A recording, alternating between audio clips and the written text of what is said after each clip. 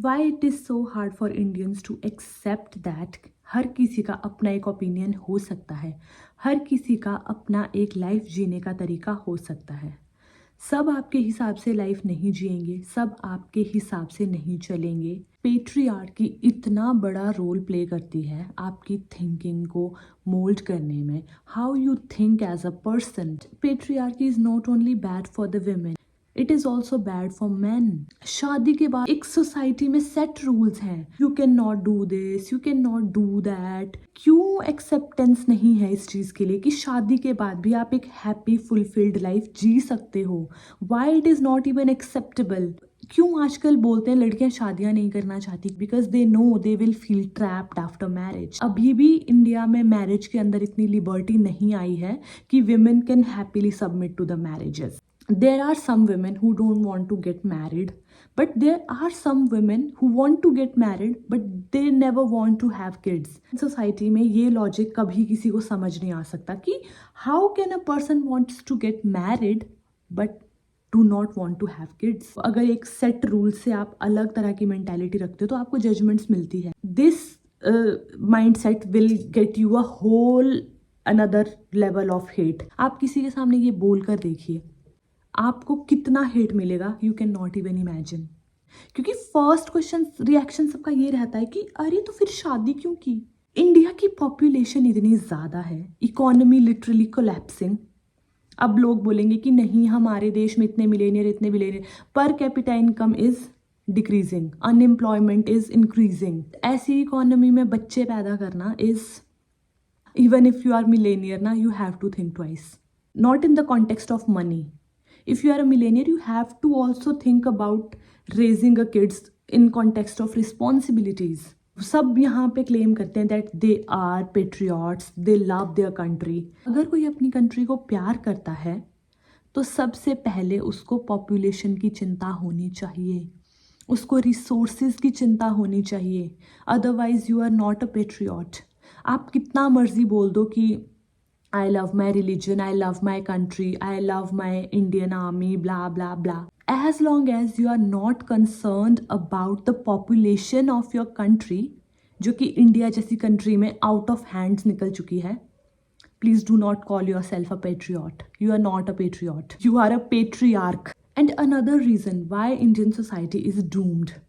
30-35 साल के बच्चों की life, assets, finances are controlled by their parents. जब हमारे पेरेंट्स की जनरेशन के लोग they were young, they were sitting on the assets at the age of 25, at the age of 30।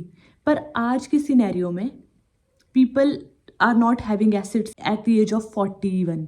मतलब 40 साल की एज में भी they do not own anything. They have to rely on their parents for property, for financial security. And फिर ऐसी economy में parents बोलते हैं कि बच्चे पैदा करो।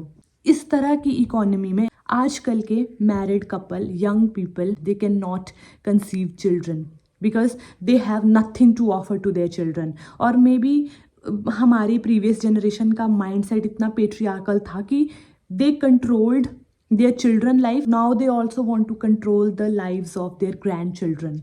This is what I have observed. मैं बहुत चीज़ें ऑब्जर्व करती हूँ and it's not, I am not talking from a personal experience, I am just saying जो भी मैंने ऑब्जर्व किया है. Women are forced to get married और शादियाँ इस तरह से करवा रहे हैं जैसे they are Ambanis and Adanis और वट एवर. एंड एक तो मुझे ये नहीं समझ आता कि Indian middle class why they wish to spend so much on marriages. Okay, रिश्तेदारों को खुश करना, ये वो, अरे वो कम बजट में भी तो हो सकता है. The point I put up previously, parents are controlling everything. किसी का सपना होता है शादी करना, में भी लाइफ में एक ही बार शादी होती है और वो भी आपकी इच्छा से नहीं हो रही, then how you gonna deal with that? Gen X generation is so self-occupied. They really think कि उन्होंने ही सारा स्ट्रगल किया है, उन्होंने ही पूरे समाज का निर्माण किया है, उन्होंने ही पूरी दुनिया देखी है, उन्हीं को अच्छा बुरा पता है. उनके बाद वाली जनरेशन को, मिलेनियल्स को कुछ नहीं पता, जेन जी को कुछ नहीं पता, और जेन अल्फा तो खैर अभी सीन में ही नहीं आए, लेकिन 4-5 साल बाद उनका टाइम आएगा when they will hit their late 20s. तो अभी जेन जीज ही अपने लेट 20s में है एंड उन्होंने कुछ नहीं उखाड़ा है. जस्ट बिकॉज जेन जीज और मिलेनियल्स के parents are Gen X. They are not understanding the perspective of Gen Z's. Millennials ने कुछ ने अपने लिए स्टैंड ले लिया, कुछ ने डर डर के लाइफ जी ली, कुछ ने अपने पेरेंट्स को सबमिट कर लिया. जेन जीज आर अ बिट बोल्ड. वो अपने लिए स्टैंड लेते हैं, वो अपना ओपिनियन रखते हैं. उससे जेन एक्स को बहुत ज़्यादा प्रॉब्लम हो जाती है. उनको लगता है कि ये ऐसा कैसे बोल सकते हैं, ये हमारी बात क्यों नहीं मानते. क्योंकि मिलेनियल्स को वो फिर भी टेम कर सकते थे, बट वो जेनजीज को टेम नहीं कर सकते. Gen Zs have their opinions. The drawback is they only have opinionated mindset. तो उनके हाथ में कुछ ज़्यादा है नहीं. एज आई टोल्ड यू कि एसेट्स पे तो जेन एक्स बैठे हैं आज तक भी. जेन एक्स के लोग जब अपने 20s में थे, उस टाइम उन्होंने एसेट्स ओन कर लिए, प्रॉपर्टीज ओन कर ली, अपने पेरेंट्स को रिटायर करवा के अपने घर के मालिक बन गए. Now they are in their 50s, late 50s, 60s, and they are still owning the household completely. Next 14-15 साल तक भी वो अपने हाथों से एसेट्स नहीं छोड़ना चाहते. And then they blame millennials and Gen Zs कि तुम कुछ नहीं करते, तुम कुछ नहीं कर सकते. वो कैसे करेंगे? Because they do not have security in their life. They do not have that backup जो आपके पास था. बेरोजगार होके, विदाउट एनी सेटल होके, आपको सारे एसेट्स आपके पेरेंट्स ने दे दिए थे आपके लेट 20s में. बट मिलेनियल्स और जेनजीज को उनके late 20s, 30s, even 40s में भी एसेट्स नहीं मिल रहे. Whatever they are earning that is hand to mouth, और उसी के भरोसे वो अपनी लाइफ कैसे चला लेंगे. And now they are expected to have kids.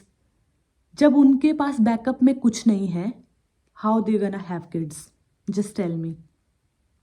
Because I think I am talking very logically, and I am talking about the perspective of every millennial and every Gen Z, and I am really pretty much sure कि हर एक millennial, हर एक Gen Z इस बात से relate करता है. What I am trying to say here.